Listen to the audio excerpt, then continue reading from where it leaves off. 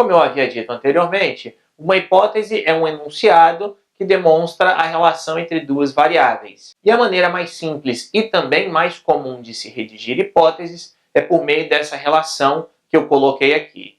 Ou seja, se ocorrer x, então ocorrerá y. Ou seja, se houver o x, o y acontecerá também.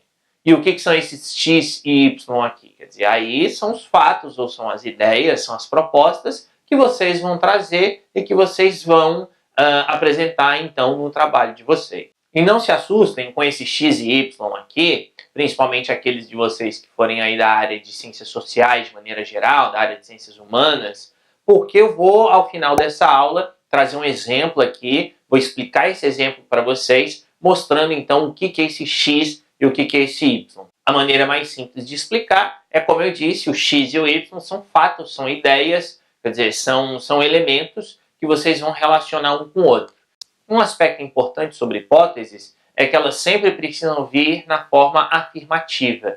Ou seja, enquanto que o problema de pesquisa ele vem na forma interrogativa, como eu tinha colocado lá na aula 3, as hipóteses não. As hipóteses elas aparecem sempre no trabalho como frases afirmativas. Também lembrar aqui que as hipóteses elas não necessariamente vão vir na forma de texto. Quer dizer, é claro que se você está redigindo um artigo ou um relatório, nada impede que ali no meio do seu texto você coloque a sua hipótese, como no texto corrido, digamos assim. Agora, se você está montando um projeto de pesquisa, o ideal é que as suas hipóteses venham na forma de tópicos mesmo. Ou seja, como frases que vão ali apresentar as ideias que vocês querem debater de maneira clara e precisa. Vejam aí, então, um exemplo bem simples sobre o que é uma hipótese e como ela se apresenta no que diz respeito a ter relação com o problema de vocês. Aproveitem aqui também para perceber o que eu falei agora há pouquinho sobre a relação entre variáveis, ou seja, para perceber de que maneira existe aquela relação de causa e consequência tanto no problema quanto na própria hipótese. Então vejam aí, a gente tem como problema de pesquisa a seguinte pergunta: a constante migração de grupos familiares carentes influencia em sua organização interna? Então aqui, só para relembrar, eu tenho aí claramente uma relação de causa e consequência. A migração, ou a constante migração, se esse fato influencia na organização interna desses grupos familiares. Essa é a relação de causa e consequência.